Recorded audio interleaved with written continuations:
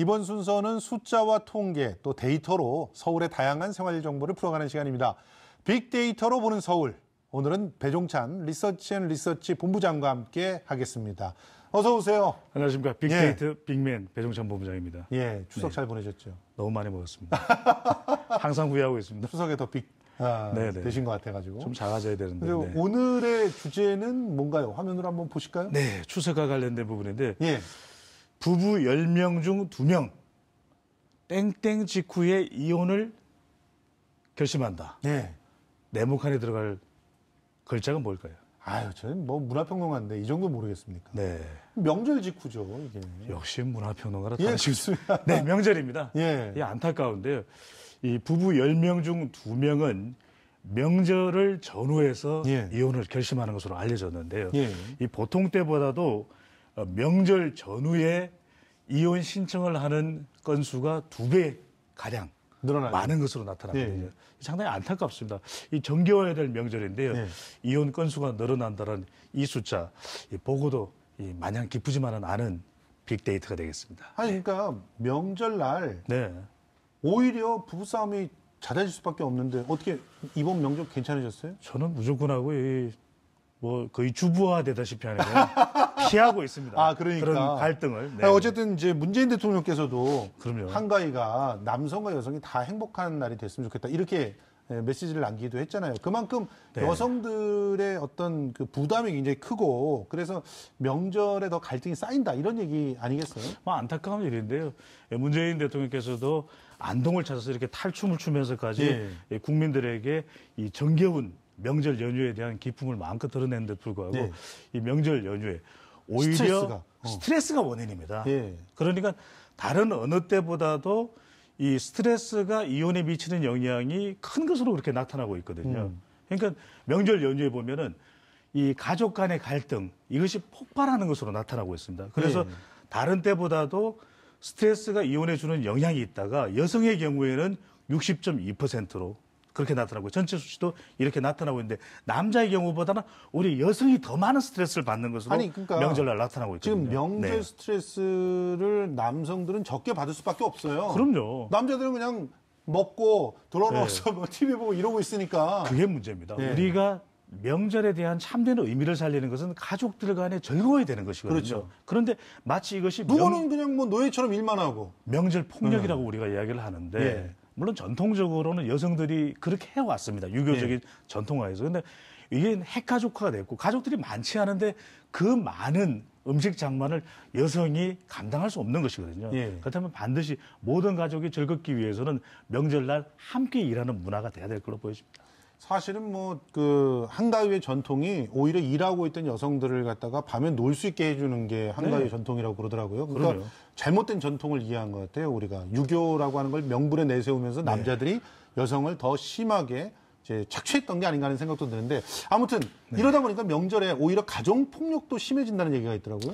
안타깝습니다. 명절날 이처럼 가족 간의 불화가 커지는 것이 이 급증한 이혼의 원인이 될 수 있는데 한편으로는 이 명절 연휴 기간 동안에 이 폭력 건수도 보통 때보다 44% 이상이나 증가하는 것으로 나타나고 있거든요. 그러니까 이게 가정 폭력이. 그렇습니다. 가정 폭력이 이게 문제입니다. 왜냐하면 그러한 어떤 불화에서 가정 폭력으로 이어진다라는 그렇죠. 거죠.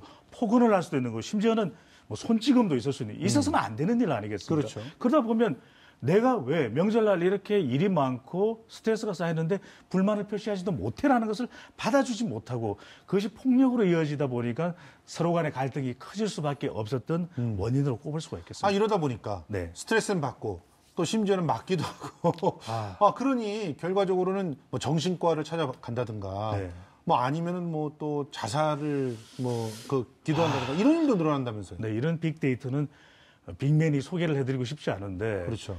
명절 직후에 자살자 수도 더 급증하는 것으로 나타나고 있거든요. 아주 최근의 데이터는 아니지만 데이터의 통계 추이를 살펴보게 되면은 명절 직후에 이 자살자 수가 더 증가하는 것으로 나타나고 있습니다. 너무 안타까울 수밖에 없는 것이 이때 심리적인 박탈감을 느끼게 되거든요. 부부 간에 다툼을 하게 되면 내가 왜 살아야 되나? 내가 왜 명절에 폭력을 당해야 되나? 이런 생각이 들 수도 있고요. 또는 심리적으로 부부 간이 아니더라도 명절날 다른 뭐 집안과 비교가 될 수도 있고요. 또 다른 사람과 비교가 되다 보면 그런 심리적인 박탈감 자체가 이 자살에 대한 충동을 야기시키게 되는 거 아니겠습니까?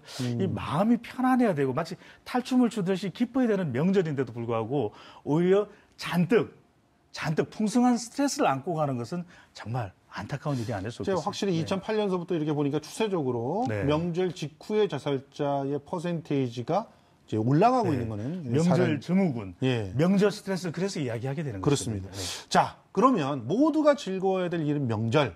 네. 우리가 반드시 좀 기억해야 될 것들이 있잖아요. 네. 그러니까 어떤 행동을 해야 되고 어떤 행동은 삼가야 될지 이런 것들이 있나요? 저도 많이 부족하긴 한데요. 5가지를 반드시 소개를 해드리면 첫 번째는 역할 분담하기입니다. 아하. 주부에게만 여성에게만 모든 명절 가사 부담이 주어지면 안 되는 것이거든요. 네. 그래서 전 가족의 주부화. 모두가 같이 일을 하는 전 가족의 주부화가 이루어져야 될 것 같고 섣부른 충고 피하기입니다. 네. 우리 왜 만나게 되면은 정말 1년에 한두 번 만나는데 너무 정말 이 자극적이고 예. 이 배분부장한테는 충격을 주로 받아서 그런 얘기 하잖아요. 뭐 그만 먹어라. 살 빼라.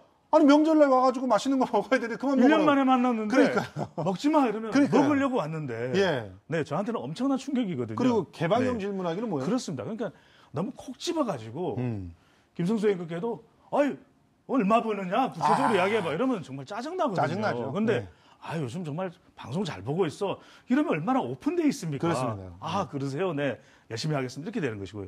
개방형 질문을 콕 집어서 너무 이 상대방의 그런 좀 이 충격을 받을 수 있는 상처를 입을 수 있는 말은 하지 않고 근데- 집안을 비교하지 않게 이것까지는 알겠어요. 집안 네네, 비교하지 네네. 않기는 뭐 당연한 것 같은데 네. 단톡방 추석 인사 피하기 뭡니까? 이거요. 직장 상사분들 같은 경우에 예. 추석 인사를 단톡방에 보내게 되거든요. 예. 그러면은 어떻게 답변을 해야 되지?